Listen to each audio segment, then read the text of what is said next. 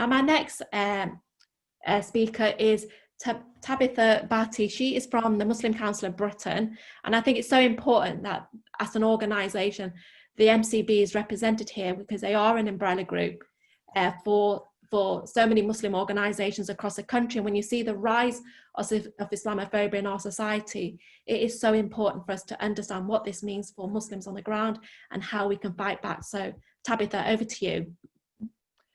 Thank you so much for having me today. It's fantastic to join so many fantastic organisers. As Nahila said, I'm the Public Affairs Officer for the Muslim Council of Britain. We are the largest umbrella body for Muslim-led organisations in the UK, representing the interests of just under 600, over 500 Muslim-led organisations. Specifically in relation to Islamophobia, I'm going to get straight to the nitty-gritty. Although the MCB does engage at an establishment level, because of course we do have to represent the views of our members to government and government institutions, we also want to really expand upon our work, specifically pertaining to grassroots level organising and campaigning. In relation to the former, some key actions we've taken with regards to challenging Islamophobia insofar as our political discourse is concerned, which remains a priority for us at the MCB. We have produced 2 dossiers detailing instances of Islamophobia and evidencing them, and submitted them to the EHRC, of course, the Equalities and Human Rights Commission. It explores the pervasiveness of Islamophobia in the Tory Party, the governing party, and we have called upon repeatedly in aid of these dossiers, in association with these dossiers, for the EHRC to conduct an investigation into the Tory Party with regards to the overwhelming evidence of the entrenched nature of Islamophobia in the party. As of now, there seems to be no movement on that front. We haven't been acknowledged by the EHRC, and indeed when it comes to avenues pursued in terms of engaging the government itself with regards to our findings, that has also proven quite difficult. That doesn't mean we stop. It doesn't mean we don't continue to press as an umbrella body and an organisation. We can only persist. The first port of call is tying up with other civil society organisation and campaign groups to really assist us and establish an effective allyship, whereby we can do that as a collective, as opposed to individual organisations trying to assert pressure at an establishment level from the ground up. I think, picking on or echoing so much of the sentiment that has already been expressed by so many of the speakers, unity is key. An intersectional approach to fighting against the oppressions that all of our communities may face is essential. Challenging a multitude of racisms is essential, Islamophobia being one that is particularly pervasive. Specifically with regards to the grassroots-based engagement that we are particularly keen on pushing forth on. We have Islamophobia Awareness Month that is coming up in November. The month is dedicated to the raising of awareness with regards to the pervasiveness of Islamophobia, and organising with regards to pushing back effective tackling of Islamophobia insofar as societal discourse is concerned. At the MCB, we have endorsed the APPG on British Muslims' definition of Islamophobia. I know that there has been a lot of conversation with regards to how suitable it is. It is, of course, the most widely recognised and endorsed definition of Islamophobia in the UK, endorsed by every major political party, save, I think, the Conservatives. Even the Scottish Conservatives have endorsed it, and a raft of civil society organisations and councils up and down the country. We will be, this IAM, really putting our energies towards really furthering the embedding of this definition at a grassroots level. Pressure must be exerted from the ground up, alongside the pressure we're exerting at an establishment level.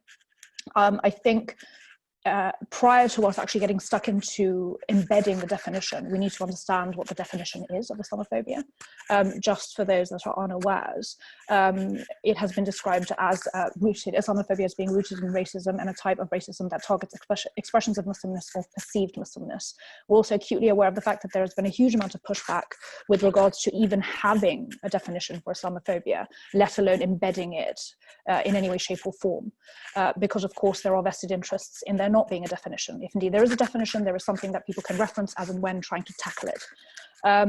We must persist through this, we must fight through this, we must secure at least the recognition of this being a thing and the fact that we have defined it. The APPG on British Muslims consulted Muslim communities up and down the country over the course of several months. This is something that has been accepted across Muslim communities by and large in terms of consensus. There may be misgivings, but it's the best tool we have so as to establish some semblance of a fight back. It's the first step in doing so. As we gear towards doing this and really pushing back on Islamophobia, I think one of the key things we must do is educate at a community level with regards to the pervasiveness of Islamophobia, what it is, how it is defined, and the ways in which it manifests. In fact, I've got a couple of key readings that I'm just going to pop in the chat here for yourselves, just to get that process stuck in. Do excuse me, popping it in there for you. And once that process of education is ongoing, we need to really organize our communities around this process of education and learning. There's going to be some quite shocking facts and statistics that come to light that perhaps a lot of us don't know.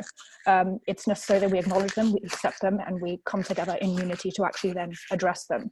Specifically with regards to Islamophobia Awareness 2020, the MCB will be leading on a dedicated campaign of embedding this definition of Islamophobia at a grassroots level across civil society.